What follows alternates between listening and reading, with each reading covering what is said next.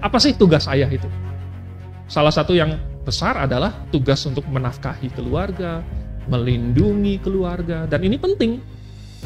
Karena dengan menafkahi keluarga itu adalah mewakili Allah, yaitu Bapa kita yang di surga, memelihara kita dan melindungi kita. Ya. Allah Bapa kita melindungi kita, karena dia Bapa kita. Nah, suami, bapak, ayah, itu juga menafkahi keluarganya, memelihara keluarganya, melindungi keluarganya. Itu adalah peran yang Tuhan berikan dan taruh di pundak laki-laki. Tapi lebih daripada itu, peran ayah yang sangat penting adalah untuk mendidik anak-anaknya. Di zaman Perjanjian Lama ada perintah supaya ayah menceritakan ulang kepada anak-anak apa yang sebelum-sebelumnya Tuhan telah lakukan. Jadi tradisi dalam bangsa Yahudi itu diturunkan secara oral, secara lisan. Dari bapak ke anak, dari anak ke cucunya, ke cicitnya, dan seterusnya. Jadi mereka akan punya suatu perkumpulan keluarga di mana yang tua itu kemudian akan bercerita.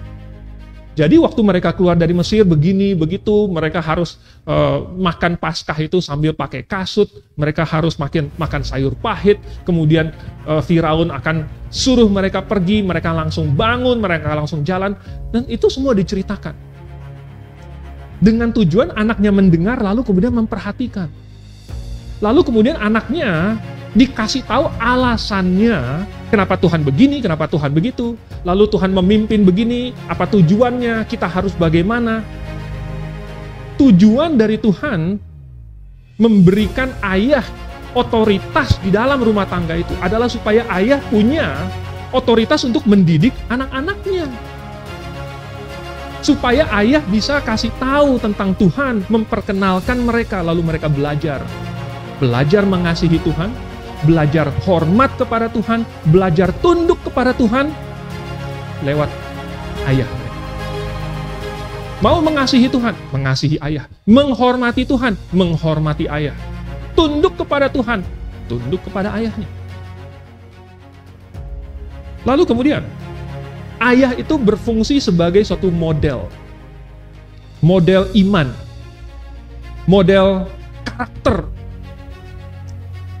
Dan anak-anak akan mencontoh apa yang mereka lihat.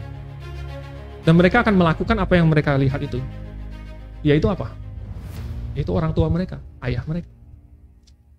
Kalau ayahnya beriman, maka anak-anaknya akan melihat iman ayahnya. Tapi kalau ayahnya tidak beriman, anak-anaknya akan melihat ketiadaimanan ayahnya.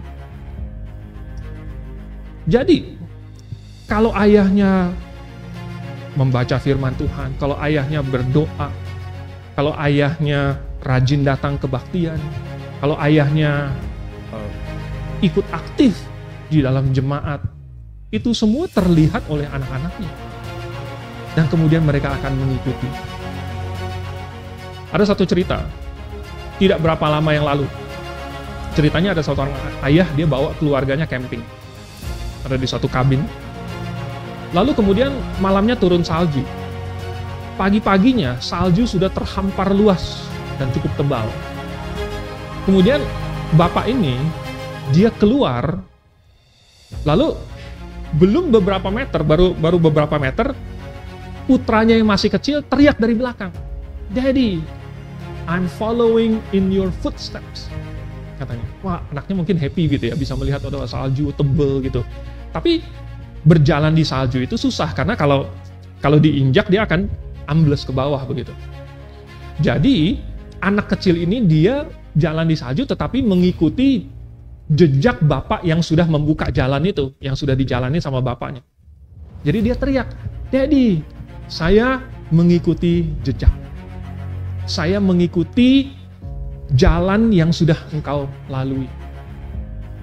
Nah, bapak ini, dia dalam hatinya langsung berkata, langsung berpikir, wah, kalau anak saya mengikuti jejak saya, maka saya harus hati-hati melangkah. Karena anak saya mengikuti di belakang. Kalau saya pergi ke jurang gitu, nanti anak saya ikut. Kalau saya nggak hati-hati, saya harus tes dulu nih. Kalau saya nggak hati-hati, nanti anak saya jeblos. Karena anak saya mengikuti di belakang saya, mengikuti jejak saya.